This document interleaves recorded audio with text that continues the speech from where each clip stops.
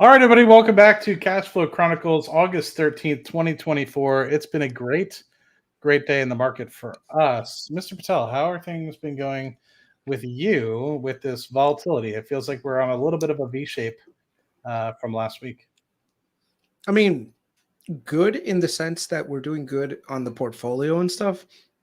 Bad in the terms that this summer has just been a fucking pain in the ass in my personal life. It's not that it's anything like one-on-one with any people individually. It's just I've got to close on my apartment in New York, and let me tell you, that shit keeps getting pushed back and like I really hate real estate transactions. Like, it's a pain. Like, well, you know what? Let me take it back.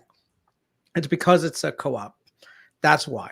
If it was just like a straight property, a lot of this stuff is pretty like just one, and not to mention New York City in general is just a pain in the ass to do anything real estate wise. So, you know, I thought you were going to say something else, like somebody died or something like that. So hopefully nothing bad like that is happening. Okay, that's good. As long as it's that and not something else. Nah, it's just then I have like a project at work I gotta get done, and then I'm trying to go on like a vacation with the wife, take some time off.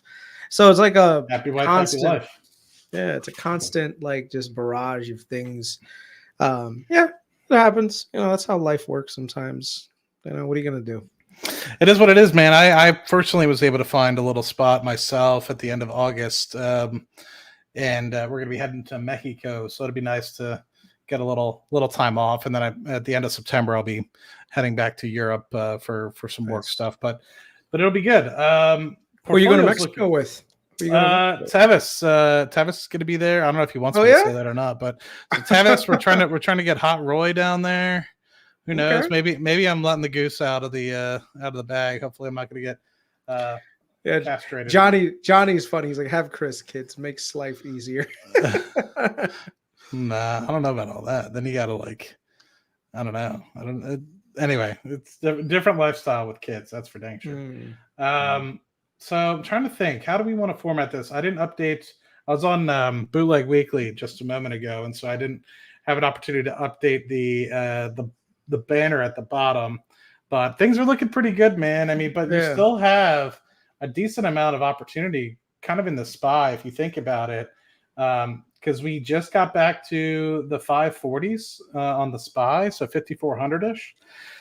But we topped out at 5,650, 5,700-ish. So we're still a couple 4 or 5% away from being at all-time highs. But our personal portfolio, is definitely within spitting distance of 1% of being back at all-time highs. So good to see. I'm not sure exactly how you wanted to take tonight. I'm excited for tomorrow with respect to the numbers that are coming out for CPI. So I think that'll be a lot of fun. I don't know. You messaged me today, or I messaged you. I don't remember, one or the other. And then obviously a lot of our portfolio is concentrated in TQQQ. Let me just look. Let's bring it up. Let's take a look together. It is 36%. Yeah, where did I just put that? By the time this thing is done, it'll be half. Because it's just growing. It's just doing well. I mean, there was an opportunity in tech. A lot of good tech companies were sold off during this scare, and I think the market overdid it. It just gave us the opportunity to just load up today, and that helped out. Yeah, so I did not. It's not in value up top. It's just it's sorted by symbol. So you can see the largest volume here is about $1,500 here in TQQQ, is up about 7% today, $100. So our max in the portfolio, I was trying to remember, it was either 4170 or 4190, one of the two. 4190. Yeah, I think 4190 was the peak. So we're within 1% or so of that. Because we're about $40 away from that, so can't complain with that. So we've actually had some down players in our portfolio, like Celsius is down bad, NEXT because of the FERC announcement is down bad. If anybody's curious about what happened with that, there's a Seeking Alpha post. There's also, you can ask some people in the Discord. If you're part of Chris's Discord, you can always and Patreon, you can ask there. What's going on with these cruise lines, man? You had me bet my life on them, and I'm drowning without a A lot of life vests. No, I'm just, Don't worry, they'll come back, man. It's I know travel they in will. general. They got sold off on the backs of weak travel numbers, but Yeah. travel Peaks and like right now, troughs. two sectors tend to recover pretty good after like this moment of like volatility, and that's tech and consumer discretionary. And both Carnival and Norwegian are doing absolutely amazing in terms of like their fundamentals. So, we'll just have to wait it out a little bit, but it'll be good. Yeah, it'll be good. But I'm trying to think. I mean, other than that, is there anything in here that you think we wanted to potentially trim? As of right now, probably not. Yeah. We do have to talk about like positioning ourselves for 2025, but that's Hmm. going to be like in another like 30, 90 days, like somewhere between there. Because the thing is, now we're going to have to look at the Federal Reserve and how they move and how we're going to position ourselves to capture the most upside from that downward move, right? Right. So right now our portfolio is, believe it or not, even though it doesn't look balanced, it's actually pretty balanced. Like BPYPM and PN are almost like bond like positions with great returns, like dividend wise. TQQQ is like that hard charging sword that's just gonna cut through all the negative downside right now, and the rest of them are just small time players in our portfolios. Carnival and Norwegian are value plays that are in there. So Bitcoin is like a speculative like side play, but it's less than a percentage of the point. Like I said, like when you look at this portfolio, this is optimal positioning to capture the current upside in the small term, Hmm. and probably the near term. So So I think there's a lot of opportunity for some of these smaller cap companies to really benefit as we kind of go into tomorrow, right? I mean, I think if you see a good inflation number, do you think that continues to good, meaning 2.8 or 2.7? Do you think that pushes the September cut to almost be guaranteed 50%? Or do you think that there's still some data that would hesitate to have them wait to only be at 25%? yeah, they'll Sorry, point more than quarter of a point. You know what I mean? Yeah. likely they'll just do a quarter of a point. Like you don't want to, if you cut too deeply the first shot, you might end up causing a ripple effect. So right now they already got inflation pretty much controlled. So a quarter point cut, another quarter point, another quarter point. I think that's the way to do it. Just nice, steady, gradually over the next 6 to 9 quarters, and just monitor the economy. The only thing is, it's right now we're in downward slope, so it's really hard to kind of like turn it the other way around very quickly. So I think right now we just have to take it easy, and the Federal Reserve recognizes that. I think the bigger thing is going to be about tomorrow's headline numbers. My thing is probably going to be like 2.9 ish, which is not going to be like too great. Like it's not going to be like, oh my god, it's crazy, or oh my god, it's really bad. It's going to be okay, which is enough positivity to the market to just we've got a nice steady rise for the next, I guess, 2 to 3 months. I think right now the market's all in fear mode. So once that slowly corrects, that's the upside that we have with TQQQ. So I'm not worried about that position for us. What about you? What do you think? I don't know. I mean, I don't have a definitive answer either way, but what I will say is we're kind of in no man's land right now, right? I mean, we need either positive news to get us back closer to all-time highs, and I think you'll have a rally of 4 to 5% in the next couple of weeks if we truly are seeing good numbers, meaning that we're going to get some cuts. But I think if you see a number with a 3 on it, I think you're going to see us kind of test again that 520, 515 on the SPY that we kind of saw not too long ago, and whether or not we continue, I guess, really depends on how aggressive we continue to kind of see data and what data is really showing us. I mean, I don't know. I think you're kind of in no man's land, right? So I mean, in terms of people buying up, it's not, the S&P didn't look like it was overbought or oversold compared to where it was, in terms of the greed index or the fear index, a couple of weeks ago. But you're kind of sitting in no man's land to me. So I could easily see us going back to all-time highs, depending on what kind of number you get. But I could easily see us curling over. I mean, it's pretty interesting to look at the SPY just in general. If you just pull up like the last month or so, actually maybe 3 months is probably better. So here's the peak at 565 on the SPY. Let me zoom in a little bit if I can. And you can kind of see all the trailing month averages here. Go ahead. You're going to say something? No. Just yawning. Just a big yawn. So then you have it dropped down to the 515-ish range, right? Just a week or so ago. And then that kind of persisted, for a day or so, the up and down. And here we are, you can kind of see this RSI down here. We're kind of in no man's land, we're not overbought, which would be 70. We're not oversold, which would be 30. And you're kind of crossing a lot of these moving averages. So if you spike through this, 50-day moving average with strength tomorrow due to the number, then I think there's look out ahead, right? I mean, you're going to get that opportunity to fly right back to all-time highs. But here you are at the same level.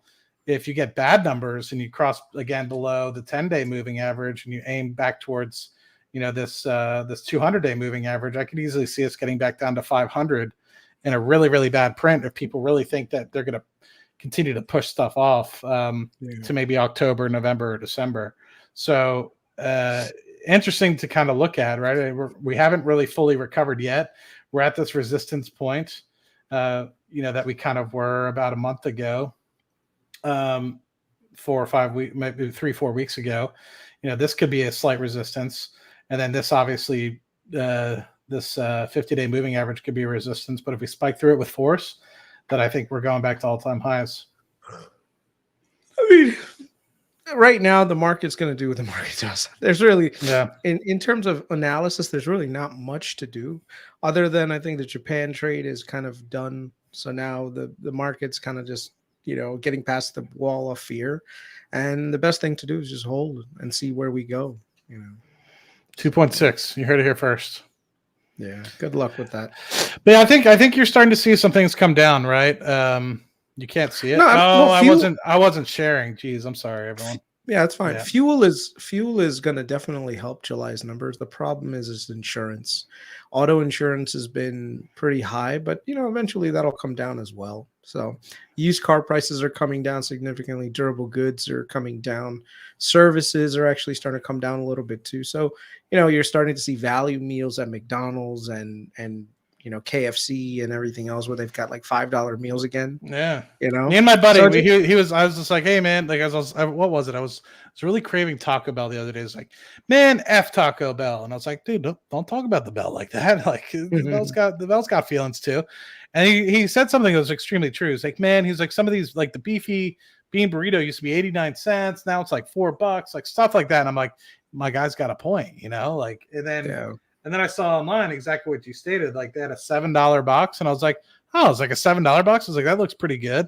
I went to get it. It was a decent amount of food. So you're right. They're kind of coming out with like these value meals again, because I think you're right. The McDonald's, I think, reported in their last earnings the first decline in like 18 quarters or something like that. The other thing is like a lot of major components are starting to come down to like a lot of commodities. So let's take a look.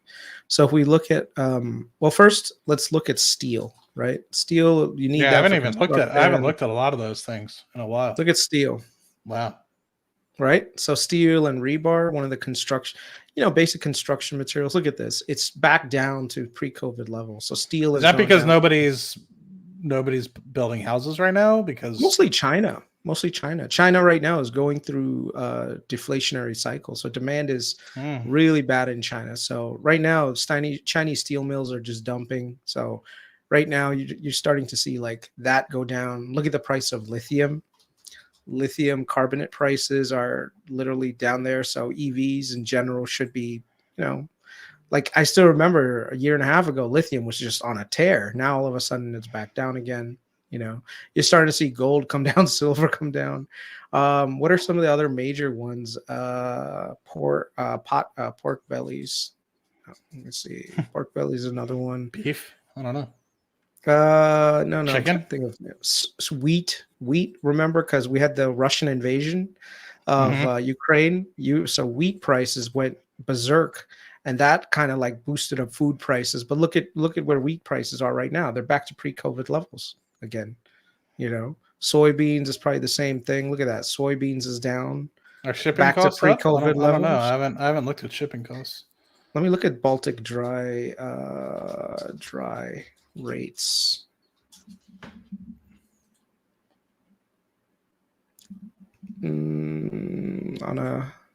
Yeah, they're moderate. That's what they were. I mean, they usually fluctuate here and there based on like geopolitical stuff, but yeah, they're back to normal again. That giant spike that we saw post-COVID, that's done with. So a lot of stuff is back to normal. Lumber, remember lumber? During COVID, everyone was building, and look at lumber prices almost tripled, right? Now lumber prices are back to normal again. So basically, we're good. We're in good shape. Natural gas has been, staying at its low. This is for the EU, which is 39. For us in the US, it's different. LNG, not LNG, natural gas. Probably we're Henry Hub. They're different. So we're at $2. I mean, this is inflation is dead, man. Inflation is over. The part that is probably going to suck the most in tomorrow's report is going to be around this right here. We could analyze last month's. Last month, if you look at insurance, that was the major driver. All items. Yeah, man, I keep hearing about insurance companies, man. They're getting more and more stringent with like insuring people. CPI they're really getting selective as to who they insure these days. It's pretty interesting. Yeah. So let's look at all items, food, energy. Let's do this. Services. So transportation services right here. Damn it, man. I had one for just insurance because let me just hold on.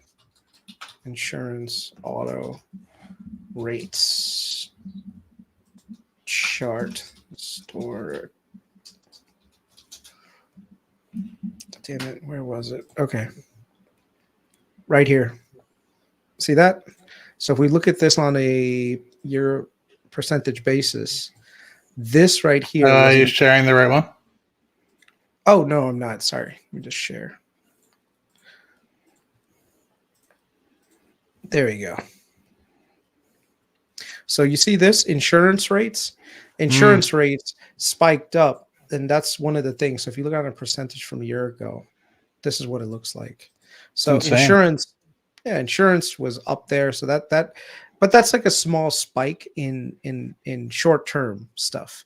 This is not the whole thing, but the thing is when the other components of the index are also rising, usually this will climb, that'll make the things worse. But once this goes down, especially from the used car perspective, everything will be okay. Hold on. So cocoa, what's going on with that? Because originally it was going back up a couple weeks ago. Kind of curious. So it's all going to depend on the mid crop, I think it's called. Hold on one second. In West Africa. So, depending on how the harvest ends up coming up, you're going to see cacao prices either retrace down or stay elevated. Right now, everything seems to be just staying elevated. Yeah. So we'll see what happens, but at least it's not going, spiking even further up right now. Sounds like I need to grow my own tree. Yeah, exactly. Right. We need to buy a cacao plantation. No, I think eventually it'll come back down to its historical averages. Right now, they've had a few years of, some issues in West Africa. Once those things get resolved, it'll come back down. And it's happened in the past where you've seen spikes. Like in 1977, there was a spike and then it came down. It's going to happen the same way. That's how agriculture works, man. You have a few years of bad years. Everyone kind of doubles down and plants more trees and plants more crop and uses more fertilizer. And the next year, the output is just out of this world, and then the commodity price crashes. So what do you think is do you still think that we're going into a deflationary environment, or do you think it's just more disinflation still? Well, right now it's disinflation, but if the Fed I don't know, man. If the Fed doesn't like get their act together, we Yeah. could end up in an economic situation where we end up going into deflation. The problem, though, is that you usually need a trigger point to like cause a giant recession. So you need something to happen in the market that just causes like overwhelming amount of fear, and that causes companies to scale back on spending, consumers to scale back on spending, and then kind of the recession is a self-fulfilling prophecy after that, right? Mm-hmm. So I think the key is are there going to be any major disruptions that come? Now, there's two areas that I'm worried about that might cause deflation. Number one is AI. I think if AI bubble bursts and you see like a giant, drawdown in tech, usually you'll see end up like, people's portfolios go down, in which case now everyone's kind of like, oh, maybe I shouldn't be spending all this additional money. That's like a small thing. Like it's kind of like the .com bubble a little bit, but like way, way more milder. So that's not like the biggest thing in the world, but it is a concern. Another one is housing. I know a lot of people are just like especially if you bought in the last 2 or 3 years, you could very well be underwater right now because interest rates are coming down, but there's a lot of inventory that's coming to the market. So as inventory spikes, you're going to see price cuts. And if price cuts come, that might end up, stoking a lot of negative sentiment on people who might have bought homes. Yeah. So we'll see. Well, this is kind of off the press. I mean, I wasn't planning on presenting this, or maybe this was from February of 2023. Never mind. I literally see, like, I went on to oilprice.com and it literally said 3 minutes ago. So I was like, oh, let me check on this, and then I clicked it, and it's showing me an article from 2023. So forget that. I was about to be like, because it basically stated about how car sales have completely dropped off a cliff because of regulations and being able, like, the stipends and the federal tax credits that they give you. But yeah, forget that. This is a billion years old. But I don't know. I think for me, the thing that I'm most scared about, Mr. Patel, is if there's no war, I think oil is probably in a bad spot, especially if there's continued slowdown in the economy. Because there's already so much supply and there's so many people that are trying to gain market share right now that I don't see a place where it's going to stop. So if there's any slowdown of, say, demand by 1 million or another 1.5 million barrels, I don't think that the price is going to hang in there. It's really right now, I think the only reason why it's staying in the 70s as opposed to the 60s is kind of what's going on in the Middle East and the unease that's going on between Israel and Iran. And other than that, I think you would be seeing this in the 60s because so many countries are still trying to get back up to as much as they can, cutting at an OPEC level, but their countries themselves are trying to like gain more. So it's almost like as they're trying to gain market share, they're cutting more, but they're not cutting as much as they're kind of gaining. And so for that, I still think, and the U.S. is continuing to keep production over 13 million barrels of oil a day. Yeah. Guyana's increasing. Libya's back to drilling. So whether they're not in the next 2 or so years, they find a lot of oil that could eventually come to market. Abu Dhabi's continuing to drill.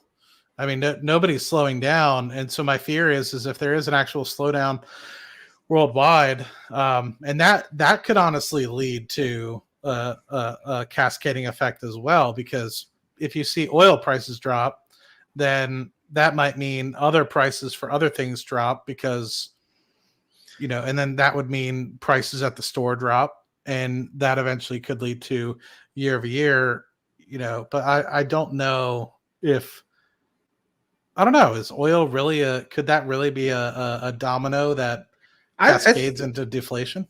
I think oil is just an indicator for, basically capital deployment. And right now, China is super weak. Have you seen Chinese, like the Chinese economy? Like China is like in deflation right now. Like they're in a recession. China, let me see.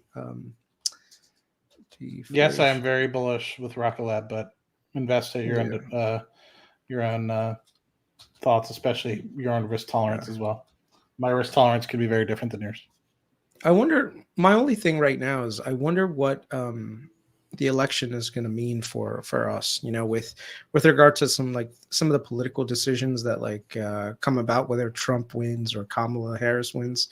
It'll be a very interesting thing to see how like some of their policies could impact everyone. Like, as an example, I think Trump is a lot more like protectionist, so he kind of wants to have pretty much a lot more restrictor trade policy.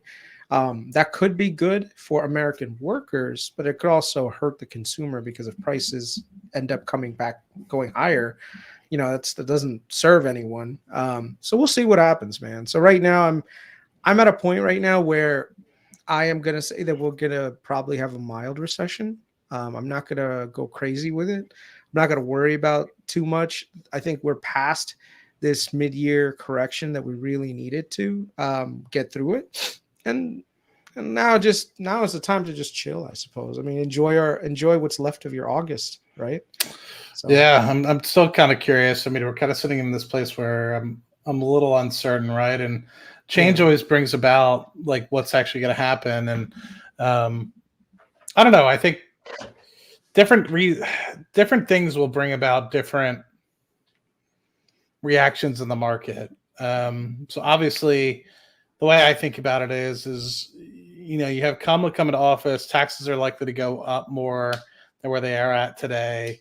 You have that. Yeah, because the Trump tax cuts are expiring. So if Trump doesn't get in, they're just probably going to expire. So yeah, and so that might lead to lower deficits, but who knows what other kind of spending there's going to be on top of that. I don't know really her kind of campaign, really. I mean, it's been so new. But then you also have. Sorry, go ahead. No, I was going to say Big Billy in the comments section actually raises a very important question. How would y'all approach investing unrealized gains were taxed? Never going to happen, because fundamentally unrealized gains would end up screwing over everyone. Like, the economic system could not work, because it's really hard to value unrealized gains, right? So here's an example. Which date are you going to use to figure out, which day is the day that you're going to pay unrealized gains tax on? The other thing is valuing certain assets. It's not as easy as okay, let's just look at your portfolio and what you have. There's a lot of assets that people have that are illiquid, so you can't really, it's only things that people say to get elected. Oh, the rich are the problem. They have all the money. We need to go after them. But inside, they know it's a stupid policy that's never going to work.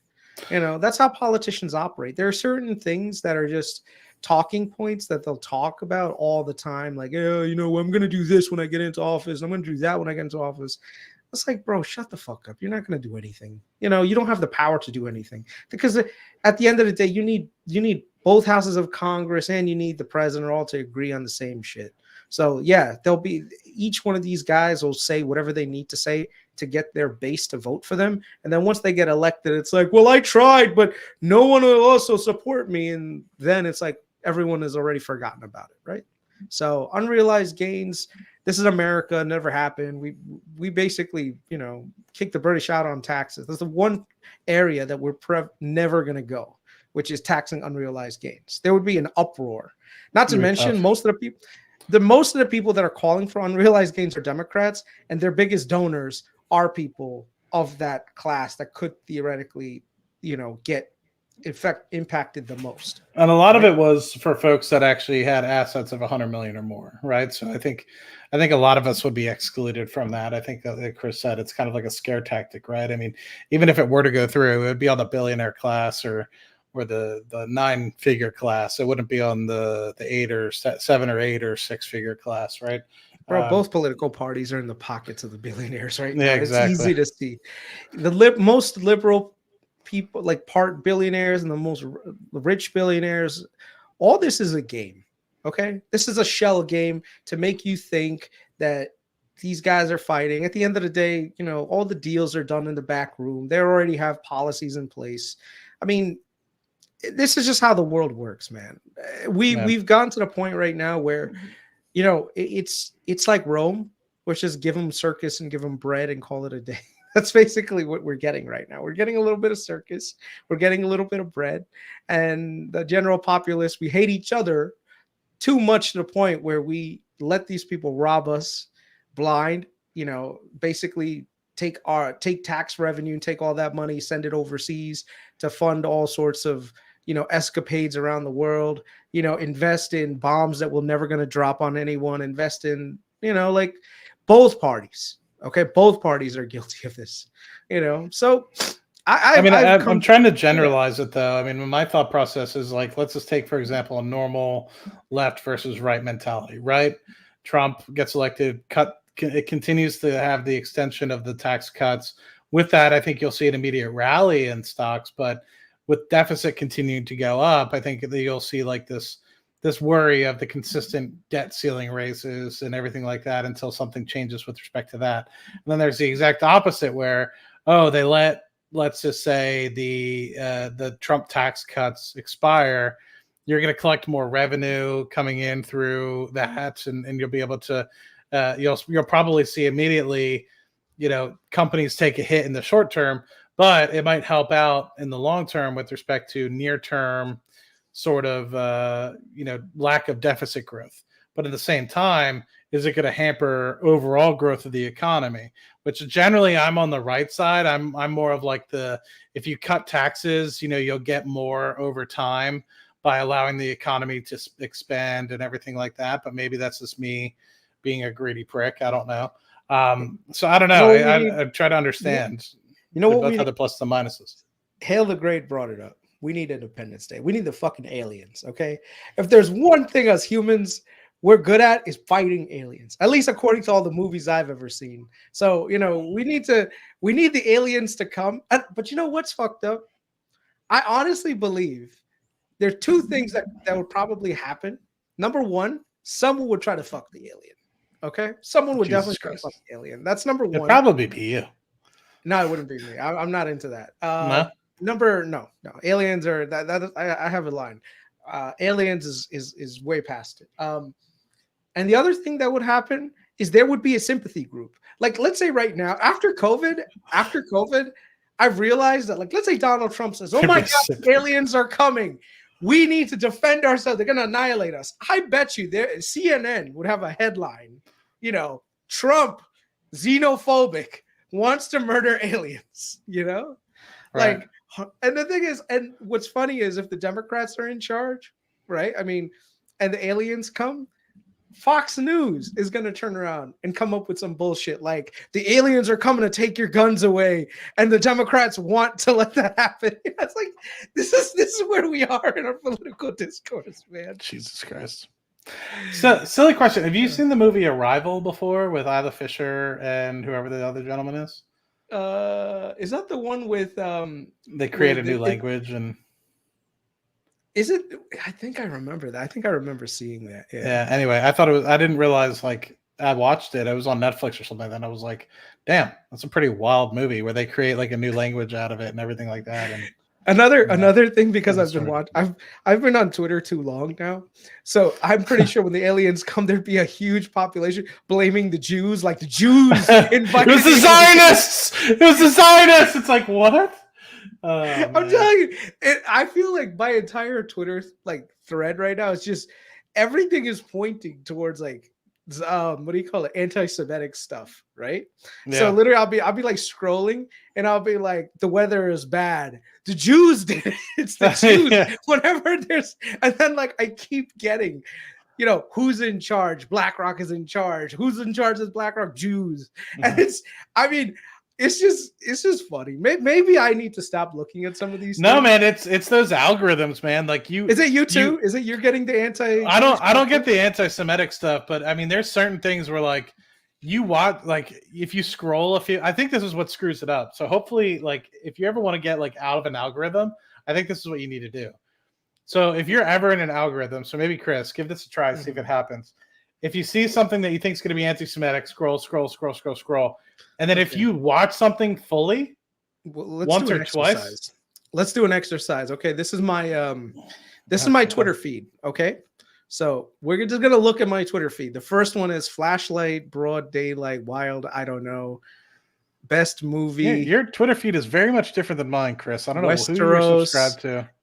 Sound of Punches. Okay, I don't know. Let's see. Anti-BJ. What do you subscribe to? Because I'm Indian, probably. I don't subscribe to barely anyone that's like super. No, you know what? Today is not that bad. I don't get a lot of bad stuff.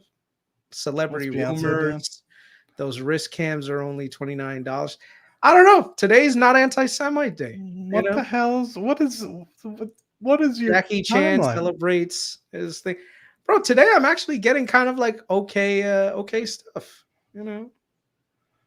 Well, I don't know what this one. This one is probably. Is this your person? No, this is your legit. Oh, damn. Holy shit. Did they just shoot something? What happened? No, I think they put like a Palestinian flag and look. And someone went to go take it down and booby trapped it. That's nuts, right? That's insane. I don't know if that's anti-Semitic. Is that anti-Semitic? I don't know. But basically, today, out of all the days, today I'm not anti-Semite day. I don't know what's going on here. All right. Usually I get a bunch of anti-Semite stuff. Since you shared yours, should I share mine? Let's see. Muslims eating without forks and spoons. I mean, who's is that really sharing? A bad thing? Whatever. Okay. Who's sharing now? I don't know. Is mine sharing? Hold on. By the way, I did not know that someone was going to explode. It just happened to be there. So let's look at mine. I don't have any. Oh, we got TJ with the boss lady. First night he met the boss lady. Good for him. I have a mitt. I have beautiful waterfalls coming down. I have NASA stuff. I have the Department of Defense, Palantir stuff, Rocket Lab stuff, more space stuff, Supermicro ad. See, that's the thing. And now I get it. Now I know why you're investing in Rocket Lab. The algorithm is telling you that the future is space. That's the future is space. Yeah, I did see this multiple times today, so I don't know what algorithm it is with that. I got that one. I saw that video. I saw the video of the Muslim dude praying on the plane. I saw that. But yeah, I don't understand how you're getting some like weird world star sort of like feed on your Twitter. I don't know what kind of rabbit holes you're going down, Chris. I'm getting the mostly finance stuff. Yeah, let's just go back to Chris. All my stuff's like boring, so I don't know. Maybe it just shows how. Who wants to watch people get blown up? Let's go. Let's go. Chris's feed is ready to go. You know. Oh man, yeah. Prince's algorithm is telling me, Rocket Lab is the only way to invest. I don't know. What if you watch human explosion time? Human explosion timeline. Actually, you know what's really messed up? I forget what it was, man. It was because I'm sure you started to see. I think enough time has passed where I think what unlocked it. Speaking of Instagram, like videos and reels and stuff like that. Remember when they put up that portal in Times Square or whatever that you could see like Ireland? They put one in Dublin, they put one in New York. Yeah. And they people put like they showed a video of 9/11 of like the Twin Towers getting hit.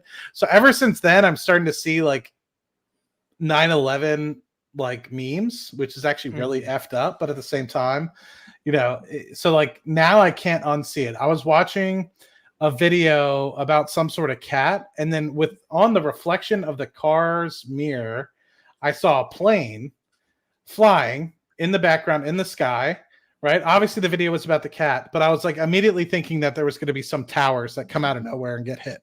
Like that's how like traumatized I am about some of these sort of I'm gonna hack my algorithm. All right. Yeah, let's do this. I'm gonna search for Jesus. Let's see what happens.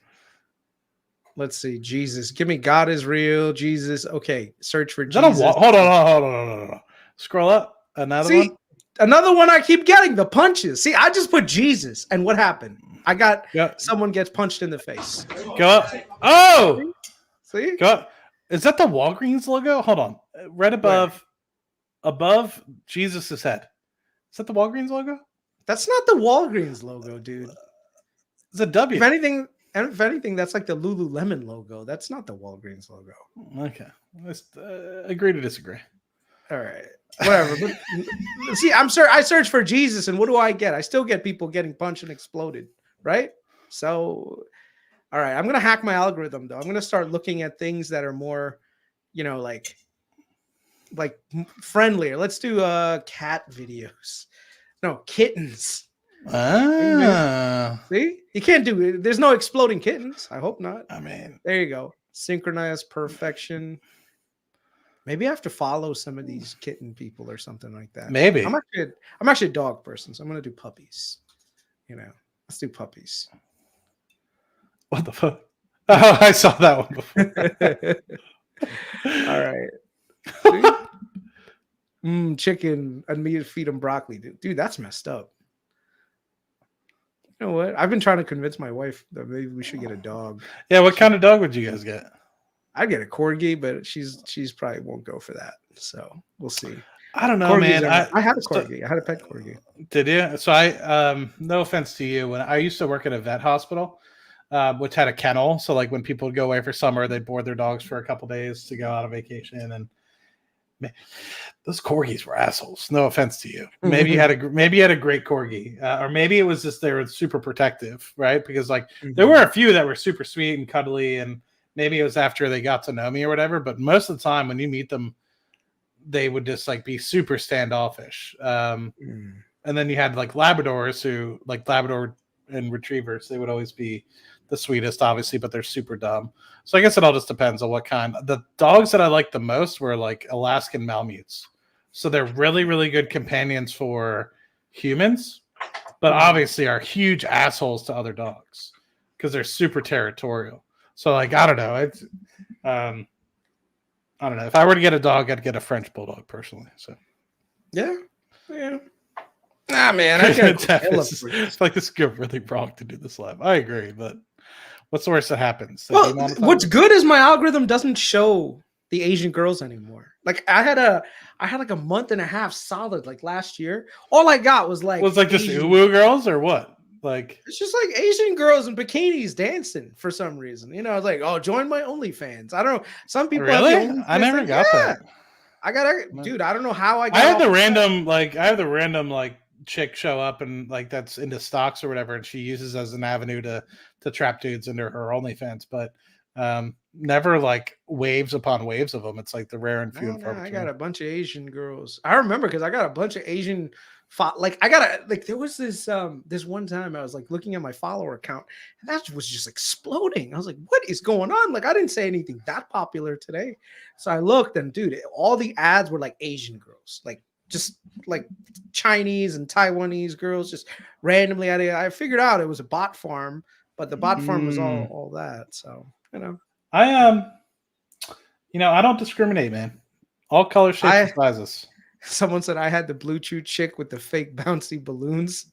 Let's see. Chris Patel. Yeah, I put only economic stuff. You can check you can see the people that I'm following, and I tell you right now, it's not anyone like I don't think it's anything anti-Semitic or anything like negative. Chris put some good stuff. Finance related stuff. Yeah. You even put some stuff about pounds here. That was a couple. Well, Arnie. So if you go to like go to following, like who am I following, right? So I'm following about that. I'm following you at the top. Screw that guy. Yeah. Shit. But I mean, it's pretty much like. Man, I was about to say. For a second, I thought Haley didn't follow you back. I was like, that's kind of messed up. Yeah, who else? I follow JD Vance. How come he doesn't follow you back? You're fucking Chris Patel. Yeah. Okay. But see what I mean? It's nothing like Carnival Cruise Lines because I want to see their money, and stuff. Yeah. I'd like to talk to those guys. They invest way different than I do. Yeah. Pick their brains. Brookfield. Okay. Yeah. CEO of Snowflake, Palo Alto Networks. So I don't understand how these are the people you follow, and then that's the feed that you get. Pretty much. Yeah. Like I don't understand that. Like this is very professional. I don't know. It's interesting. Finance junkies. Okay, so there you go. Maybe it's brutal fights, but I don't follow that. See? You don't follow finance junkies either. Messed up. I didn't even know that there was one. No. Yeah. It was. They've only posted a few times. Yeah. I think Carlos just created a new one. Yeah. But you can see, might have, right? Like yeah. I'm not following anyone crazy or anything like that. So Who am I following? How many people do I follow? I think I follow like. look at the 2,000 people. bookmarks. Okay, look at my bookmarks. See what my bookmarks are. Well, you can't really. Can you see my bookmarks? I don't know if you can anymore. I don't think you Yeah, can see mine. you can't see likes and you can't see bookmarks anymore for people. Let's I'm see. afraid Let me to. see I'm if- afraid to click on mine. Oh, I don't Let me bookmark see. anything. I'll share mine. I barely I have a bookmark few. anything. Ah, here's one. I have one for Mr. Patel. What did you bookmark? New York City versus San Francisco real estate. Okay, look at this. This was the first thing on my screen. Look at this. Most harrowing moments in anime. You know. What is this woman talking about? How do you see bookmarks? Bookmarks. All bookmarks. Let's see. Right here. You know, didn't you say fair value? I don't even know why I bookmarked. That must have just been a click. It might have been an accident. Carbs, how to do 12 exercises every day, which I've never really gone. So that's how you know it's bookmarked. Jim Bianco, you know, he put a really interesting chart in February. There was a VR thing that I looked at. Oh, that's pretty cool. No, I'm telling you, my bookmarks are not that bad either. You know, what is this? Bro is down bad. I don't know why I bookmarked that. Some of these things are just random clicks that like you end up getting bookmarked on. Like I follow Mark Zandi. That's a good one. He's an economist. This one was hilarious. Did you see this? Hang out, nigga. We gotta hold on. We gotta watch this. This is like by far one of the funniest clips ever. I love 50, dude. 50 is just like, yo, she's like, yo, so yo, when we gonna get the chance to, you know, to kick it, like we can just hang out, nigga. We gotta kick it. This is Boss. Okay. He telling me we gotta kick it and shit. And he's like, yo, why don't we like go shopping or some shit? I mean, like I pay for it. And I was like, what the fuck this nigga just said? We're talking about P. Diddy. I got the fuck away from him because I was like, this nigga like the fucking this nigga can take me shopping. And this is shit that goes on. So there's your little fruit pile. I see these little weird ass pictures and shit like that out there. I'm just sitting out there for no reason. If you don't see accident pictures, you'll be like kissing niggas. Like that doesn't happen by accident. You know what I'm saying? Like I'm telling you. I'm telling you. Look, later you're gonna find out a little shit that I'll be saying. Do you understand what I'm saying? Man, listen, I'm trying to tell you the truth. But the truth, sometimes it hurts. Right. It hurts people and they don't want to hear that shit. But I'm trying to tell you, nigga asked me, could he take me shopping? And it fucked me up because I'm looking like, what the fuck did this nigga just say? I want to take you shopping. I got to bankroll out this motherfucker. I want to take you shopping. Why? Because when you walk around looking so motherfucking good, I'm going to feel like, God damn it, that motherfucker with me. That's all I want to do. That's all I want to do. But when a nigga tell me you want to take me shopping, what the fuck is the matter with this nigga? Hold on. Where was this at? This was at the wedding. It's Chris Right after the wedding. Yeah, basically, Puff Daddy went up to did you see P. Diddy's response to that? Nah. Bro, it was even worse. Hold on one second. Let me see. 50. Oh, was there a keynote today for Google, like an investor day or something? Yeah, they had some kind of what is that thing called? Demonstration of like some of their AI stuff. Okay. Yeah, I was in meetings until about 5:30, so I didn't. Yeah, here we go. I came home at dinner. A long time ago at Chris Lighty's wedding. He told me to take me shopping. I looked at him like, what'd you just say? Let me move, man, before I do something. You're gonna make me mess up the wedding. Oh, that's a nice gesture. Let me get out of dude, you take me. That's what the guy says to him. I asked 50 about that. And he said you did the same thing to him. You asked him to take him shopping. Yeah. I thought he needed some clothes. What? I'm a nice guy. Yo, why are you and 50? Hey, yo. Why y'all not? Hey, yo, I don't have no beef with I don't know why. With Fifth. He loves me. He loves me. Do y'all Y'all really can't have see a it? beef? I mean, y'all can't see it. No, we can't see Y'all can't it, see man. that he loves me. But see, You really, hold on. You really think that's hate? When you really break it down. No, dude, that was hilarious. He converted. He's like, I just thought he needed some clothes. Oh man. Oh, Yeah, I don't know. Yeah. I don't know. Interesting, man. Yeah, I'm trying to think. I don't know what the hell this. I don't want to talk politics, but at the same time, it's like I don't know what the hell to think about any of this shit.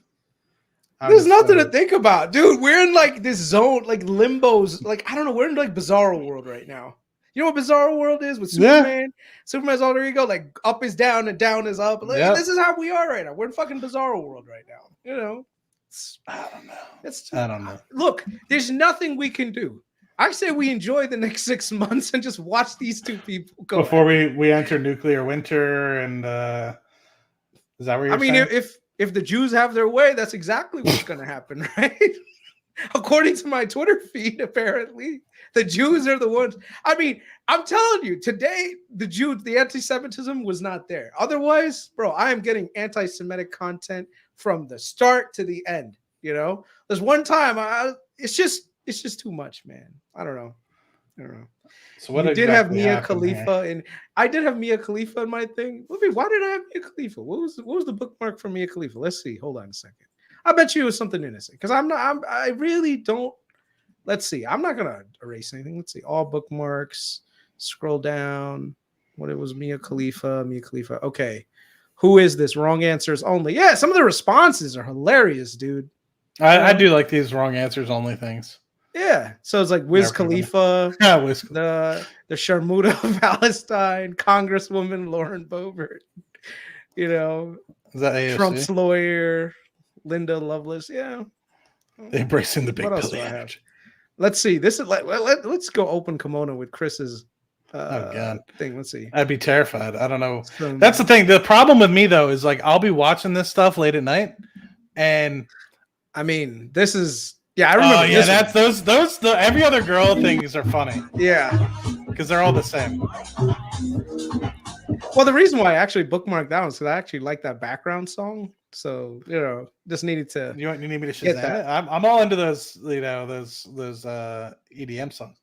No, I got it. I know this song. It's called "Beggin" by Chris DeLuna. Yeah, bring that in. Give it a quick second. Might get us Chris Lake, Aluna. Yeah, this right here. Let's play a second or so. We might get demonetized, so just letting you know. Just play like 2 seconds at a time until you see this shade. I just need to hear that bump. Let's see. Go. You know me. I'm all about the bumps. And House Labs. Sorry, my premium. I'm not logged into my premium account. Man, these people are like Adception on Google. Yeah. Oh, I do like it. All right, you can it's a good one, man. You can pause it before we get demonetized. Whatever. We're demonetized anyway. Whether it's either 50 Cent P. Diddy or this one. Cause I keep it simple, keep it fresh. Eat it till there's nothing left. I got an appetite, so I'm keeping you up all night. It doesn't care about money. I'll get you begging. That is a good song, man. Begging for me to lead up. Begging. I'll get you begging. Cause I'm your weakness. That is a good song. I do like that song. Yeah, I do like it. Curious though, you didn't look at the Google Gemini thing? I'm curious now. What actually happened? When I first go live with Gemini, there will be 10 different voices for me to choose from. Let's meet a few. Great. Let's get going. Here's one of the voices I have, but there's more to choose from. Swipe to give them a listen, or just tap start to get chatting. Cool. All right, it's nice, but I want to hear a couple more. Here's another voice I can use. You can pick me now and always make a change later in settings. I'm looking forward to discussing with you the world's It'd be funny if you swipe. It's like, what's up, motherfucker? most profound questions, like why is pickleball so popular? That is profound. Let's try one more. Or maybe you'd like to listen to a voice like this. A pretty great one, if I do say so myself. But don't worry, there are more to explore. All right, let's go with this one for now. So I'm going to start chatting. You can always change my voice in settings later. Okay, I'm here whenever you're ready. Hi, Gemini. How are you doing? Hi there. I'm doing well. Thanks for asking. It's always nice to hear from someone. How can I help you today? You're on mute, Mr. Patel. That delay, man. See, the thing is, like, the one thing I love about Apple is that they understand product. Like, no one's gonna be like, let me ask a question and wait like 10 seconds and then get a response. You know, it just feels unnatural. Yeah, let's listen to it again. Apple would never. How are you doing? Hi there. I'm doing well. Like 2-3 seconds. Yeah. Thanks for asking. It's always nice to hear from someone. How can I help you today? Well, my niece and nephew are coming over this weekend, and I need a few ideas for something fun and educational we could do together. I was thinking maybe something with chemistry, something that's like a little bit magical. That sounds like a fantastic idea. How about doing a classic science experiment like making a homemade volcano? It's super easy, and there's a real sense of excitement when it erupts. Wait, I can find a few other ideas too. Do you want to hear about them now? I totally do, and think magical. All right, let's brainstorm. How about invisible ink? You can write secret messages that only appear when you heat them up with a hairdryer. Or here's another one. Try making some homemade lava lamps with oil, water, and food coloring. It looks super cool and trippy. So what do you think? Those are cool. I'm thinking the lava lamps. Actually, let's do the invisible ink. And All right, pause like, this is there a way to? We were supposed to have flying cars, man. That's what I was promised. And what do we get? A talking fucking idiot. Where's the problem with this demo? Does anybody know? Is it like in the last minute of this? Hot Tevis wants to come on. Let's see. Yeah, come on. We should see his Twitter speed, man. I'd love to see it. Yeah, I would love to see. I'd rather see his iCloud. Let's see if he's got enough balls to put his Twitter feed on. I know I don't. You don't? You can't do it? This is not the first demo. Okay, so it was the first demo that had the problem. We'll have to talk about it on another day. There's a guy and a girl. Okay. Okay. Let's see if Hot Tevi joins us. Where are y'all staying in Mexico? Like, are you going to Cancun? Yeah, it's gonna be North Cancun, Playa Muerjas. So like, what's it called? What's it called? Playa Muerjas. So it's the secrets Playa Muerjas. Well, I probably shouldn't tell everybody where I'm going, but I guess I don't have to tell them. Now they're gonna come and they're gonna now they're gonna come and kill us. Yeah, it'll be kind of cool because I've never been there before. So, hey, what's going on, Tevis? Turn on your fancy neon light. Oh. Yeah, hold on. I got him too quick. He thought I wasn't gonna be that quick on the trigger. Tevis, before we get started, you got to share your Twitter feed with us. It's just look, we did it. We did it. You got to do it. What? Yeah. Okay, so hold on. What do you want me to share? You want me to share just my feed? Just your feed. We just want to just the feed. Just the feed. Yeah, I want to say. Oh, look at him! Look at him! He's fucking guilty. That's the. I shared my feed. I know. I did too. In the background, I'm gonna search his followers. If take your licks like a man. Share your screen. Go to your Twitter. Let's see what your feed looks like. Now it's gonna be fired up. Why do you want to do this to me? Because if it's a bunch of Asian chicks dancing around in their bikinis, we know that. Gonna be that. All right, so let's see. It's not going to be that. And next thing you know, it's the first thing that shows up. I bet you. Watch it be like an ad for like an OnlyFans chick. You know, he's got to make sure it's. Look at him! Look at him! He's like not interested. Not interested. Right. You guys want this? The following or the for you? For you. Oh. Shit! For you always gets me weird shit. Okay, there you go. That's the point. Maybe that's why mine wasn't weird. Zoom in a little bit. Zoom in just a little. There you go. Okay. Okay. So by the way, guys, I don't have safe search on, so I can't be held accountable for what pops up. That's fine. That's fine. It doesn't matter. Right. We're auditing your search right now. Okay, that's not bad. Non-aesthetic things. Okay. Tevis, you're fine, man. Okay. All right. There you go. First girl appears. Second girl appears. All right. She's just falling into water. I've seen whatever, dude. Whatever. You got females. That's how it works. Keep going. Keep going. Let's see. That's next year. You know what? That's not that bad. You're okay. You're okay. You're okay. I'm fine. All right. Yeah. Yeah. Keep going. Don't stop. Hold on. You passed. Now go to your bookmarks. You passed. Yeah, you passed. You passed. You don't have any anti-Semitic content either. I'm telling you, maybe the anti-Semites. Dear God. Is that a Komodo dragon? That's bad. Yeah, I was eating a deer. I had that video too on mine. I haven't seen that one yet. I was so stressful, guys. Was it? I know. You know, it'd be even more stressful. So more text message conversations. No, we're not. Why would? Here's the thing. Okay, we need to stop being the society where we're all scared to like, oh my god, my search history, like whatever. You can search my search history. I don't care. You know. What about social credit scores, Tevis? What about that?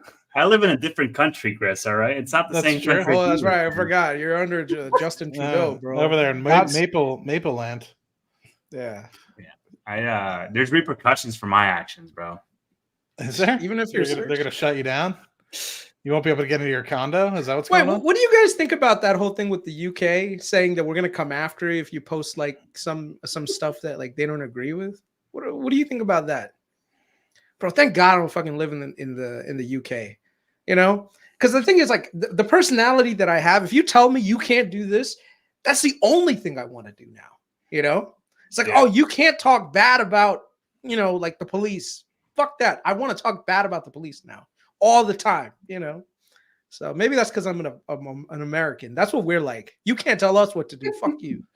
Yeah, I don't. I was a little bit in. Tevis, say fuck the queen or the king, whichever one. Come on.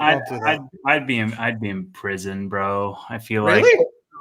I mean, not really, but like only a matter of time before I said something that's borderline, and then they'd throw my ass in. In Canada, it's like that? No, if I was in the UK, I mean. Oh yeah, you're in Canada though, right? Canada's probably like give it 5 years. Okay. It's a direction. Canada is a UK colony. Nah, man, they're not a UK colony. They're independent. I'm pretty sure I still pay taxes to the royal family. So you do? Yeah, I think they still have land there, yeah, something like that. Yeah, we're like all borrowing the land from the crown or something. Something like that, yeah. So let's go back to economics, okay? What do you think is going to happen tomorrow, CPI wise, here in the U.S.? Not that Canadian inflation matters. The U.S. inflation is the only thing that matters. So go ahead, Tevis. Oh, me? Yeah. Well, your name's Tevis, so yeah. I have no idea. I made a tweet for you, gentlemen, and I would love to talk about it. Hold on, let me just get a drink though. He just shows up and leaves. What is this? Last time he gets first and last. He's gonna get his refreshment. He's like that Twitter feed thing got him, man. Throw it up. Yeah, dude. I'm stressed and like Matt, can you throw up the tweet? All right, let's go. Oh yeah. What are you drinking? You got Celsius over there? I just got a Coke. I just finished the Celsius because I just came off my pod. I'm not having two in a row. Oh, did you just finish? You finished what, like 5-10 minutes ago? Yeah, exactly. I got you. All right. So there's all like everybody that it's all content creators, right? And they all have their own stocks, their niches that they talk about. And I kind of want to start a friends portfolio where I do a fun little game and I put $1,000 into a stock that one of you cheerlead, and then I just start a portfolio with You hear this, Chris? This guy's got so much money. He's letting other people invest. Well, I do a pretty shit job at it myself, Maddie, so I can't go wrong. Yeah, you don't listen to me. Instead, you convinced me to buy SoFi, and I'm down 18%. So, Chris, I forget. Carnival Cruise Lines. Chris moved on from SoFi, right? I mean, you were into it initially. Oh yeah, I made my money. I made my money on SoFi. And then you got out. I was like, Chris made out like a bandit in SoFi.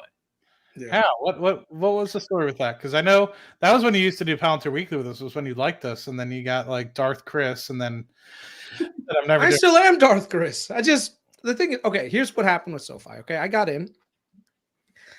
Everything was great. I thought the company was doing great in terms of their fundamentals. And then I downloaded their product and I started to move over some of my accounts. That's what it was. Including my wife. And I remember how garbage the experience was. And because it was garbage, I lost faith. Now, the thing is, at the same time, the stock had appreciated really a lot. And it had gotten to almost $11, $12. So I was like, wait a second. I hate the product, but the price is really good. I can make out like a bandit in terms of like total return. I could sell it right now, wait until maybe they do some improvements on their UI, and I'll get back in then, right? So that this way I'm with a product that I know is succeeding. Never happened. The UI still sucks. So that's it. Yeah. SoFi's like that comment said, like you basically go in prison and you're just in there and the world passes you by, and then you just come out and you're like, where the fuck am I? But I'm still DCAing. I think the thing for me is that as the company is still like posting good numbers and still chugging in the right direction, like I really like the habit, I think is really the main thing. Are you zooming in on him eat? I'm trying to figure out how to choose. This is my like second meal of the day, man. Like I had work, so I don't know what I'm doing. Ignore me. I just like the habit of just putting in, a little bit at a time.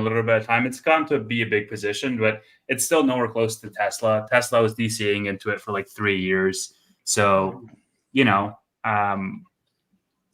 is it going to go up tomorrow? Probably not. Is it going to go up in the next 5 years? Probably.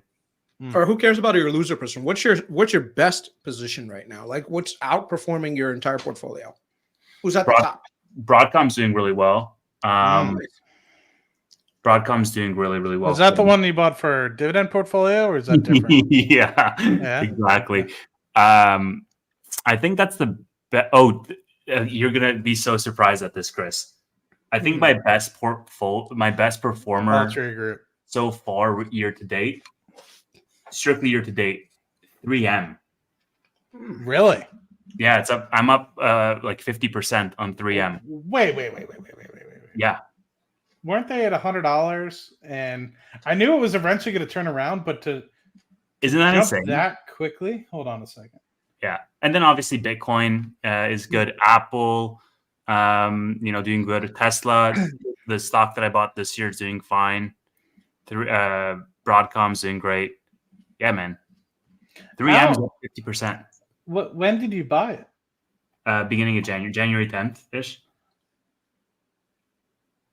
Nice. Oh wow. Somewhere there, yeah. I think my cost basis is. Hold on, let me show you. My cost basis is $84, $84.40. Okay, so you DCA'd. Mm-hmm. That's not a bad one. I didn't know it went all the way down to $70. Had I known that, I probably would have gotten involved. Which is like such a boomer pick. I would never guess. Bro, boomer picks are awesome though, man. Like right now, I learned that. Right now is the time to just load up on some boomer picks and just relax. The market is it's past its growth mode right now, and I think there's still pockets of opportunity out there. Like right now, the biggest opportunity in the market, in my opinion, it's probably like Amazon. Like, bro, Amazon got sold off. It did not deserve that heavy of a sell-off. So take your wins. This is why we're in TQQ. Actually, since I have you, Chris, I want to like eventually get to a place where I want to buy a house or a property, and instead of just keeping my money on the sidelines, I'm just putting it in QQQ because I'm probably not going to have enough. It's not like the States where you can put 3% down and just buy a property. And so I figure, okay, like I'll put it in QQQ and then I'll reassess in a year after it gets to be like a large amount.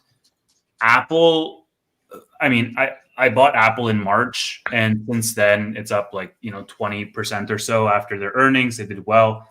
I was thinking of selling Apple and just rolling it into QQQ, or at least selling half of it. I recently also bought Amazon like 2 weeks ago, so I wanted to stay down into that. Oh, here's the thing. You're Canadian. Why are you not in Brookfield? That's what I want to know. Because I mean, Brookfield, in terms of like total value return, you can't get anyone better than Bruce Flatt managing your money. That's like the Warren Buffett over there. And at the same time, they're so undervalued. They just have. What's the ticker? BN. I don't know what it is in Canuck land, but in the U.S. stock exchange, it's BN. Right now, I mean, you look at their CAGR, it's amazing. This is a large thing. You don't have to do anything.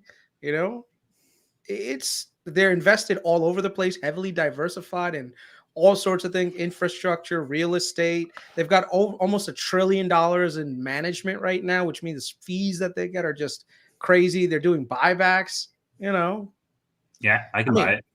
Yeah, Brookfield is the one that is. I mean, since you're Canadian, that's what I'm saying. Like, let's see.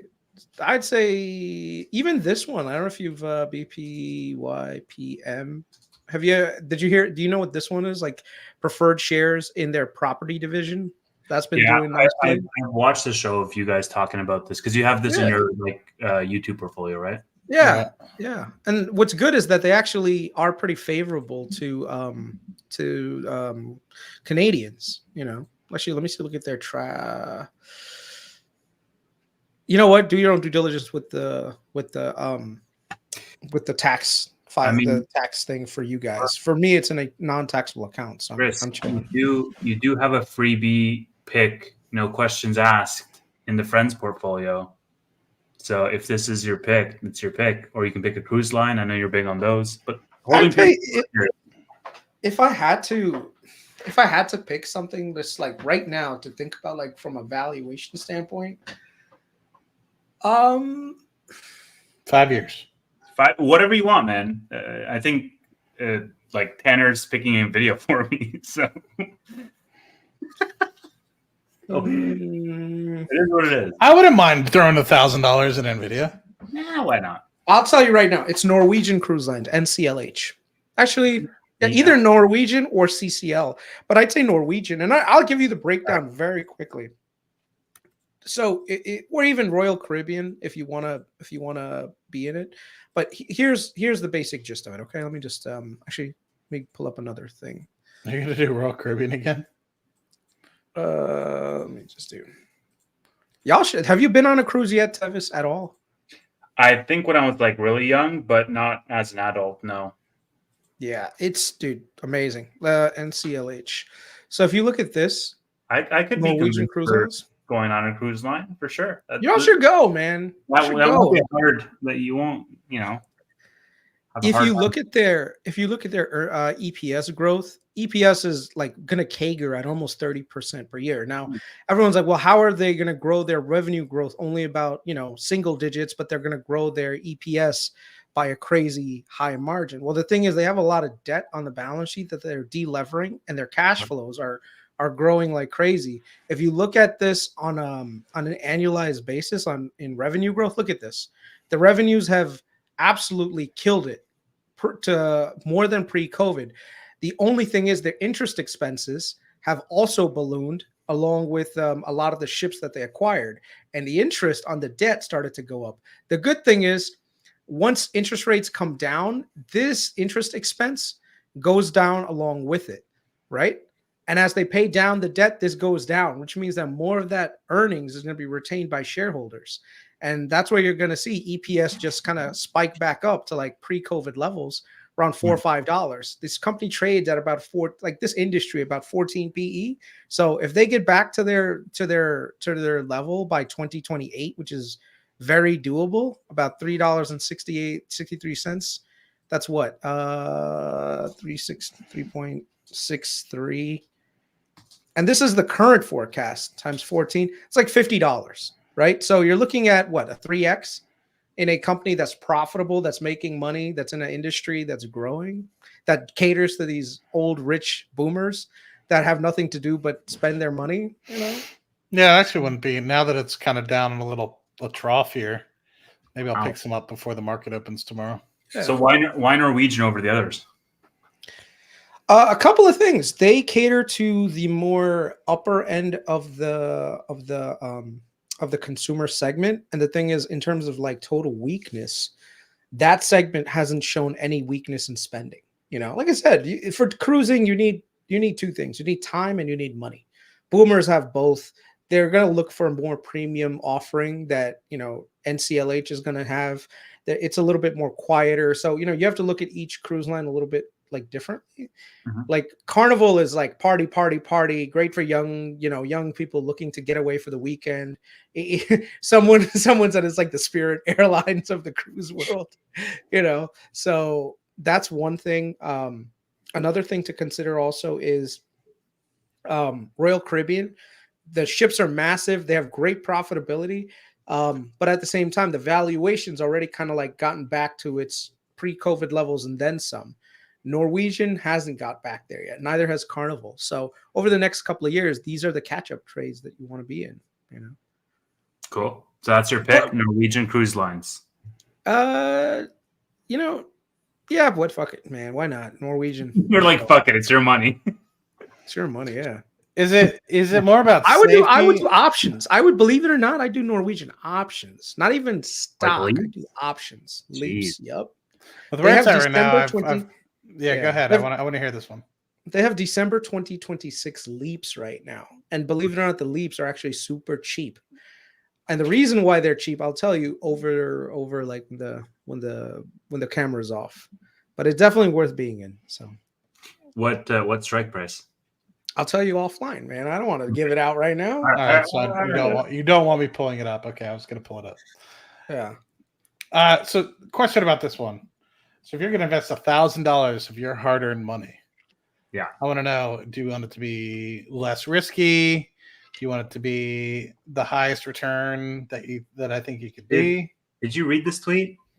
I did. It's like the biggest degen thing to do. I'm just doing it for the funsies. Yeah, I mean, I don't know, like, whatever. It's $1,000.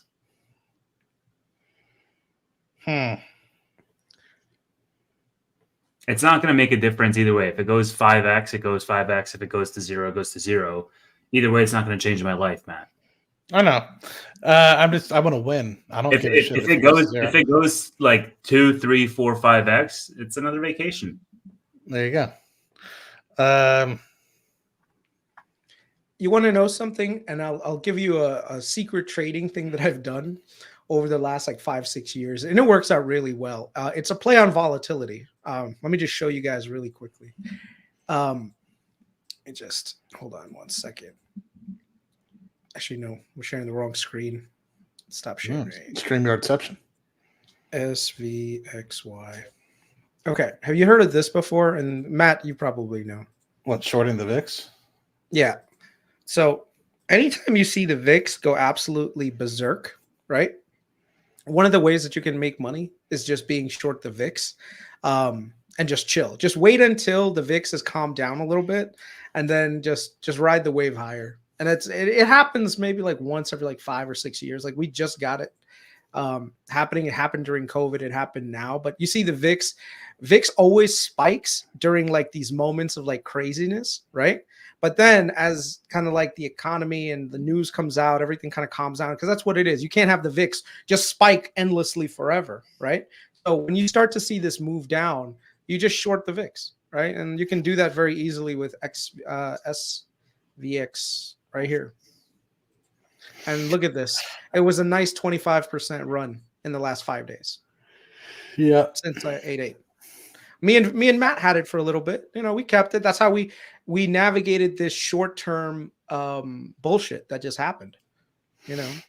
Yeah, that's like a short-term move if I can monitor it. But like over the next 5 years, knowing my luck, we'll have like a apocalypse, and the VIX is going to be at like 500.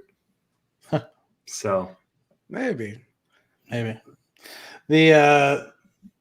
struggling. Can I ask? Does it have to be a stock? Yes.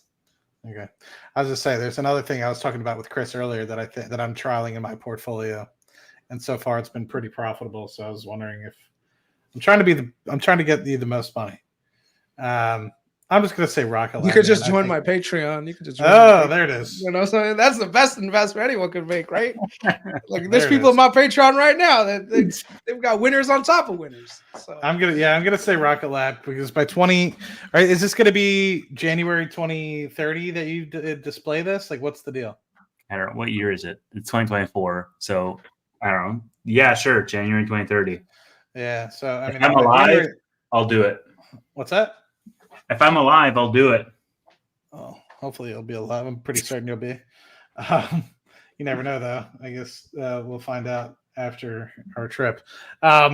So yeah, I'm gonna say Rocket Lab, man, because if it's by 2030, I think Rocket Lab will have a lot of good things going for it by that point. I mean, there might be some hiccups in 25 and 26 if things get moved between the years, but by that 2030 timeframe, you're gonna have a lot of contracts with haste.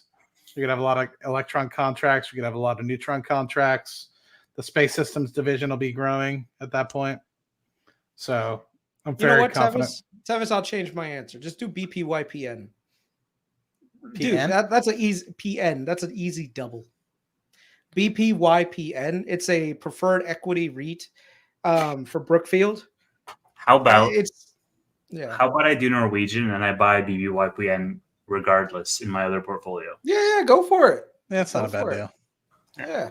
That's not a bad deal. Just for I think, look, right now, the goal is to be defensive for 2025. Right now, Brookfield has a ton of floating rate debt, which means their cash flows are going towards paying that debt. Interest rates are coming down. Everyone knows it. They're going to end up, all the leasing rates are back to normal again, what they were prior to COVID. So I think it's like the easiest play in the market, and no one's really looking at it, man. So it's up like 26, almost 30% this year. Plus, if you look at it on a yield basis, it's almost like a 12. Now it's not a 12% yield. BPYPM, when I got it, it was $12. Right now, it's almost 15. No, it's actually more than 15. It's like 23, 25% up. How much is up right now, Maddie? Can you bring it up? Which one? 26 year to date. Oh, and just make sure you get the Canadian ticker, Tevis. Seymour is absolutely right. Okay. Why get the maple? Why buy the maple one, not the? Yeah. Is it taxes or? Why should he buy the Canadian one, Seymour, versus the US ticker? I don't know, he'll put it in there. I don't know what the ramifications are. So do you see that one right there, BPYPM? That one we're up almost 19% on just stock basis, but then it also we're up another 6% because it yields close to what, 6 and 6.25. Yeah, 6.25 per year. But the thing is, since it's trading at a discount to fair value, your effective yield is close like to 11 like 13. and a half. Yeah. Well, right now you're right. 13. Yeah. It would be But no, the it thing would be is, like when 11. we bought it, Yeah. When we bought it for like 13.22. So our cost basis is about half that. So our yield is like 11, almost 12%. When we bought it.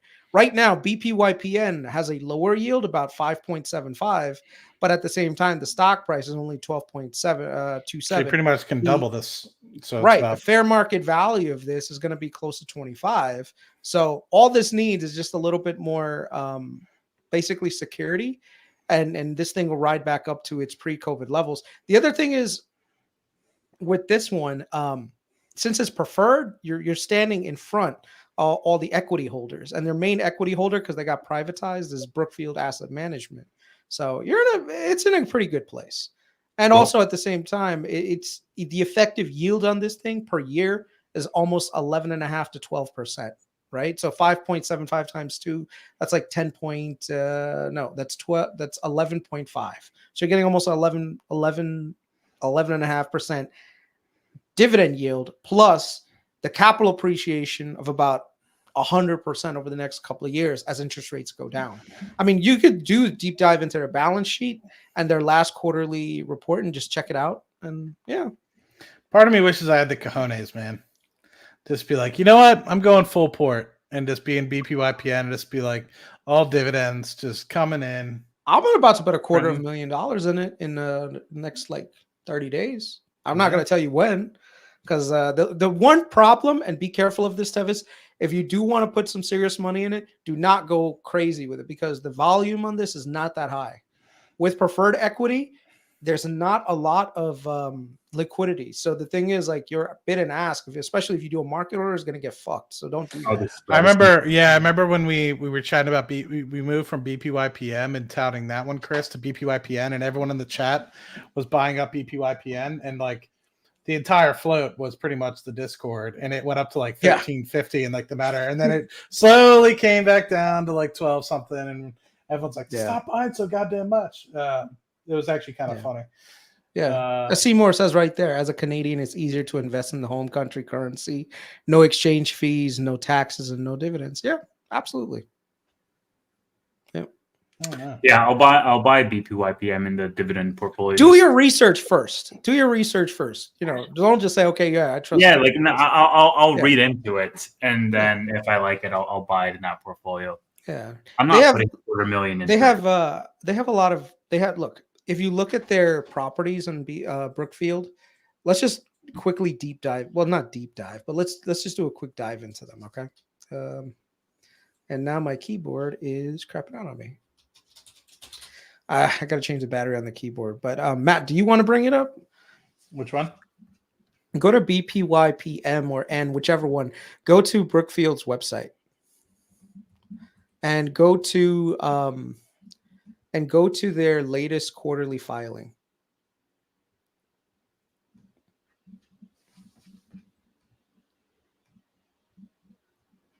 And just share your screen. Let's see. Oh, now my keyboard decides to work. Great. What are we looking for? 10Q or? Let me share my screen. Actually, I got it back. So, okay.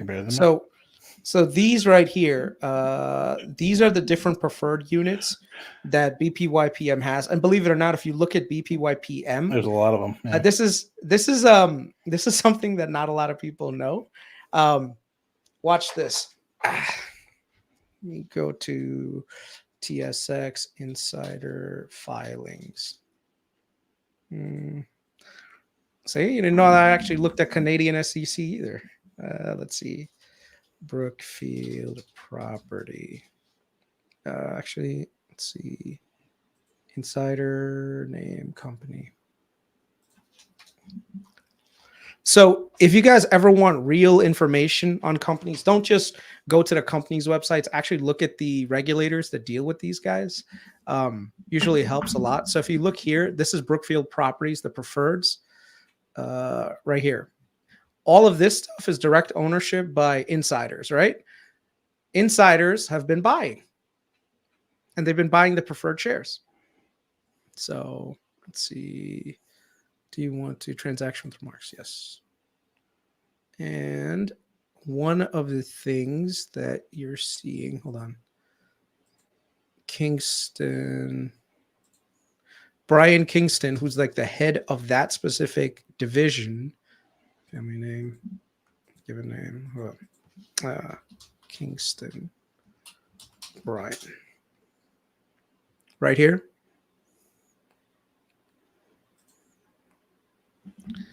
You can see here that the acquisitions are Brookfield Corporation, Brookfield Asset Management. Let me just do preferred right here. See that? Let's see. This is the reinsurance. This is here. So he was a buyer. Damn it, man. Where is it? Basically, there's like a good amount of insider purchases. Let me just find the stupid thing. Second.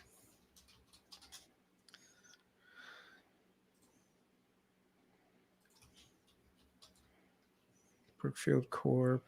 The one thing that everyone loves about Brookfield and hates about Brookfield is Brookfield has like such a crazy what is it called? Like structure. It's nuts, man. Relationship. That's one of the reasons why I never invested in it before, Chris, because it's like they have Brookfield Property, they have Brookfield Renewables, they have Brookfield. So it's like, to me, I've been involved in companies like that before, like Kinder Morgan, when they used to have all their different partnerships, and then they all merged into the C Corp. I got screwed on that because everything was originally as a partnership, and then once you roll everything up as a C Corp, you don't get a lot of the tax advantages anymore. And so it was just a interesting. So that's one of the reasons why I've always stood away from Brookfield. But I mean, if you're looking at preferred shares, it's different. Yeah, I think it's here in this preferred equity. I have to look at it, but basically there was a good amount of insider purchases, and the company itself was buying back shares right here, like this one. This was debt and cancellate the. Okay, so you see this right here. Basically, what they're doing is they're buying back their shares cheap and then canceling the shares out. So this is right here. The issuer's name is Brookfield, right? The transaction ID is. I'm trying to hold on one second. This makes it look a little bit convoluted. I don't know if you guys can see this clearly, but they were buying these shares like right here. They bought this and they redeemed it. God damn it, man. All right, whatever. I'll find it another time. But yeah. I put it in my Discord a while ago. But yeah. So other than that, who else is giving you ideas as to what to buy, Tovis? What did Roy land on? I think Roy's going to pick Palantir, which is it's going to be a fun content conversation, I guess. I don't know, man. That's the risk you run. I guess. I think Tanner was like in between Nubank and Nvidia. And then I'm not sure what Chris Hager is going to pick, but I kind of hope he picks like hymns or something. Because like I don't want it to be stuff that I own, you know? Yeah, that's a good one. We'll see. Chris, what was the bet that you and I were gonna make? Like a $1,000 or $2,000 bet about was that Rocket Lab versus Norwegian? What was that? I don't know. I don't remember. No. You want to know a good one that I'm doing an analysis on right now? There's two companies. One is Disney, because I think Disney's could have some return potential back to its higher valuation. The turnaround is starting to happen, in my opinion, and there's actually a floor under the current stock price. So Disney is one, and I know Seymour just got into Disney. So Disney is one, and another one to consider is Take-Two Interactive. Do you know what Take-Two Interactive is? Yeah, the video game company. Right. Their GTA 6 is going to be coming out next year. Dude, they're gonna make some money on that thing. They spent about $2 billion on it. So they spent like 10 years trying to build it. Yeah. So Take-Two. Didn't Microsoft try to buy these guys, Chris? I'm not sure. Not sure. Or was that $25 billion? Hold on. What would Microsoft pay for it? Let's see.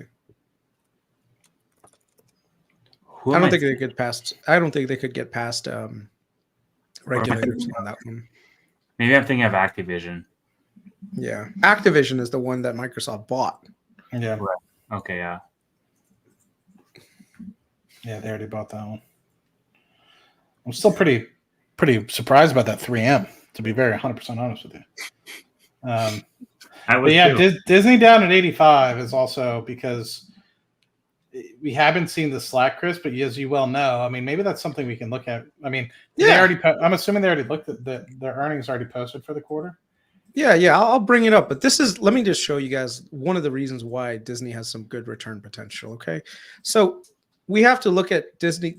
Disney got screwed over by two major things. The first thing that got screwed over, man, I'm not logged into the right thing. Let me just log into the other one because. Okay. There we go. You guys can see that.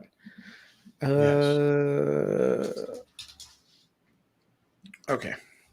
So you look at Disney, right? One of the crazy things about Disney is that revenue has just absolutely been, recovering since COVID. So in 2020, revenues went from about 48 billion to like 75 billion in 2020. One of their biggest operating income generators was their parks and cruises division, and all of those were shut down, including in Europe, China, the United States. So they took hits on that. Also, there was weakness in linear streaming, because what happened is companies used to pay Disney a crap ton of money to have Disney channels on there, and Disney owns a whole bunch of channels. But that started to kind of weaken, and then they went into streaming. So a lot of people were like super hyped about streaming, but the profitability wasn't there initially. Now they're getting to a point where they're actually starting to be a little bit profitable. But the highlight here is that if you look at their balance sheet, they loaded the boat up with debt with their acquisition of Fox. Before acquiring Fox, they only had about 17 billion in total debt. That shot up to almost 54 billion. And this is literally around the same time as COVID.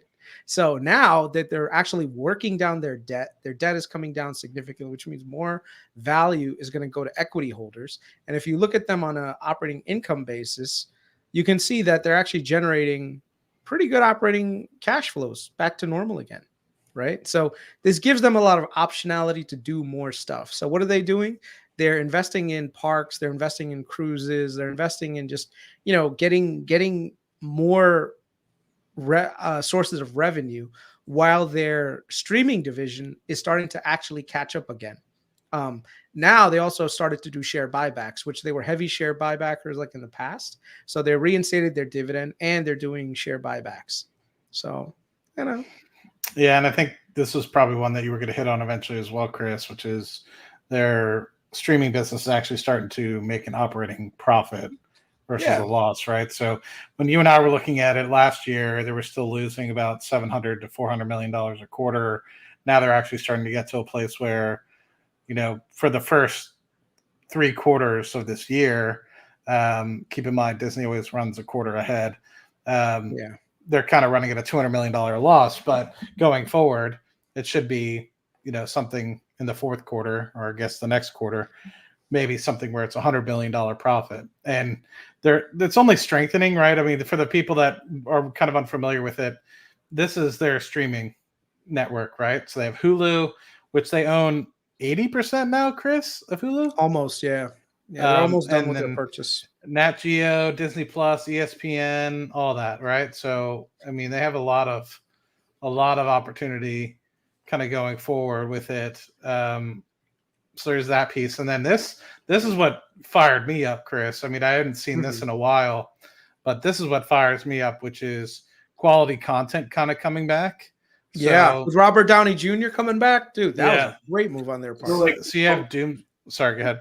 Well, I guess I understand the financial aspect of Disney, but what do you guys make of because I remember, 3 months ago or 6 months ago, you guys were talking about Disney, and Chris, you were up here and you were saying talking about the brand value deterioration of them going, super woke. Essentially, the content is very saturated because they're making a ton of content. And so how does that argument hold up now? I mean, they're flipping. Yeah, they're flipping a little bit. I mean, it's not as noticeable because they can't just say, you know what, we're no longer a woke company anymore, and they just kind of unwoke themselves. It's going to take time for them to burn off all the content that they've created over the last few years, right? So I think a lot of the newer content that they're going to release over the next 5 years is probably going to be a little bit more generalized rather than being message heavy. But then again, who knows? It's just how things are sometimes. But I think Moana 2, Zoe Cold, can you put that comment up? Bro, I'm super excited to see Moana. And I think they're going to be doing another Frozen movie. My nieces love Frozen, dude. And Frozen is dude, that's an instant $1 billion hit. That's going to be coming in. So Inside Out 2, by the way, that just came out. They grossed almost $1 billion plus. It was one of the biggest ones. Wolverine and Deadpool, that did over $1 billion this quarter. Did it really? I still haven't seen it. Is it worth it? I mean, I think it was okay. It wasn't oh my god. The new Aliens movie is also Disney because of their thing with Fox. So I think movies are starting to come back in fashion a little bit. Maybe not to the same degree that it was prior to COVID, but they do have some blockbusters. I'm excited, man, because this is a selfish piece, right? So, if any of my coworkers are watching, don't crucify me, but every time I try to go out on a date with a chick and she's just let's go to the movies, I'm like, what's out? And they tell me some garbage movie, and I'm like, I'm not going out to the movies to watch this garbage. You know what I mean? If I'm going out to the movies and spending money, I want to be some good quality. So she's like, let's go see Star Wars. I'm like, all right, bet, when are we going? But I don't know. Maybe it's me being selfish. The movies in general has deteriorated. I think the last thing I saw in theaters is Dune 2, and then before that, I can't even remember, what I saw. It's just I don't really go anymore, Do you guys feel that way, or is it just me? I don't go. I mean, one, because I don't really date too much, and then two, every time I do, it's a garbage movie that I don't want to see. Yeah, they also have really good TV shows too, like The Bear on Hulu, right? They also have. I want to see that. I want to see that. I signed up for Hulu just to watch Shogun. Right, that was a really good one. Shogun was great. So overall, content is definitely going to be a hit or miss. But the key is look at their operating income. That's the key that you have to look at. You know, Dude. the revenues are going in the right direction. This is okay. So let's just pause right here. Let's look at all the stuff that's on here. Tron Ares, I think, is going to do amazing. Like, there's a huge fan base in Tron. I think it's going to. I had no idea. I have to watch. Is there a trailer out for it? I don't think so. I think Disney's one of those things where they keep their trailers very like confidential. Yeah. Tron is going to be pretty good. Alien Romulus, I'm not too sure. Moana 2, they're absolutely going to kill it. Yeah. Mufasa is $1 billion. I'm looking at this. Mufasa's $1 billion, yeah. Captain America, maybe between 500 and 650. I'm not sure it's going to break $1 billion. Disney Snow White is going to flop. Probably because like of all the bullshit that what's her name Ziegler said. So a lot of people are going to be turned off by that. I don't know much about the amateur. Thunderbolts is probably going to do pretty good in the box office. Fantastic Four might do okay, especially if Robert Downey Jr. is in there. A lot of people are going to go see it. I'm definitely excited for Blade. Zootopia 2 with all the kids, that's going to do really well internationally. Avatar 3 is going to do phenomenal. You know, so, they have really good content. I still haven't even seen Avatar 2. Really? Where's the Star Wars on here? I don't think they put Star Wars on there. They do have a TV shows coming out, like right there. Young Jedi. Not that one. Right there, Skeleton Crew. I think that's like the next one that's going to be kind of interesting. You know?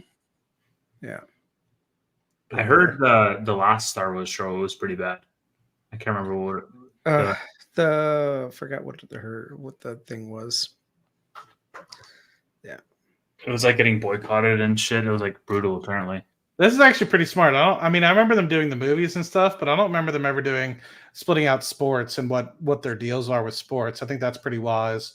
And then also the upcoming parks and stuff, the updates with the parks. Dude, they ordered 4 more cruise ships. That's the only reason why Chris wants to get involved in Disney is because it's cruise ships. Dude, do you know Disney, what they charge to get on those Disney cruise ships, and yet people pay them? They have so much pricing power on their cruise lines. It's crazy, man. So, yeah. Did Blade? What happened with Blade? I don't know if Blade is still going to come out. I don't know, but because what's his name? You didn't see Deadpool, so I'm not going to ruin it for you. Yeah. But Wesley Snipes was in Blade, not Blade. He wasn't Blade before, but the new Deadpool movie he actually addressed something really funny. Okay. So yeah, I'm all about that. They have their own private island in the Caribbean called Castaway Cay. You know, dude, they're gonna make money. That's how Disney is. Disney's gonna make money. They've got more money coming in every day.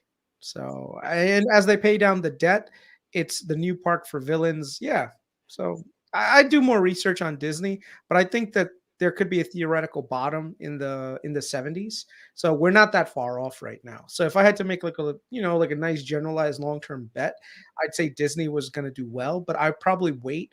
I think there's probably better opportunities in the options market in a couple of months after September, maybe in October. So yeah, I wouldn't be surprised, man. I mean, the whole reason there was a bunch of people back in, I don't remember what it was, 2019, 2020, when they cut the dividend, and they only paid an annual dividend anyway. And then they started switching to semi-annual. So I think people started getting upset, but they cut the dividend after God knows how many years. And it was really to fund the streaming. And so now that they're reinstating the dividend, and now that they are getting back after the buybacks, it just shows that they really feel like the streaming aspect of things is going to really, I think, start to pay dividends. It's a stupid way to say it, but there's also one other thing about Disney. That's something that's more like on the back end, but so there's a ton of investors that see value in Disney. But the thing is, it's going to come at the cost of cutting, it's going to have to cut some costs. So like Trian, which is a hedge fund with Nelson Peltz, great investor. He basically made a ton of money buying up shares, going activist on these guys. And then, when the activist thing failed, he ended up cashing out, but he cashed out literally at a reasonable top and made like $1 billion. But what's cool is that he kind of said, and so did our Ike Perlmutter, who used to be the head of Marvel, who got fired by what's his name, Bob Iger, that if Disney stock were to drop enough, he would start buying back in again and start building a position. So we could see an activist fight part 2. And usually with activist fights, it's amazing because that just means that people are going to be buying up shares. So Pelt is fully out. No, what happened? Nelson Pelt is fully out. Yeah, he got out at 115, but now he's got a bigger war chest to come after them again. You know. So remember, if this drops down to like 170s, bro, Nelson Pelt's got the money, but then also this guy, Ike Perlmutter, has every intention to come after this thing. So we'll see. We'll see. Yeah, Epic Games has a partnership with them as well. So there's a lot of positivity. There's a lot of things to look forward to with Disney, and right now, this short-term sell-off might be a great time to get in and basically ride it up again, so. It might be. Interesting. Yeah. Interesting enough. Well, I think it's a good time. We've had a lot of people stick with us, 140 or so people stick with us a lot of time. Please, everybody, if you haven't, for our channel's sake, be sure to hit the subscribe button. It'll allow you to conversate in our chats. Obviously, Tevis, thank you for joining and appreciate you inviting me on Bootleg Weekly. It's always fun. What did you guys talk about? I gave them my spiel about Rocket Lab. They wanted to see that or hear that.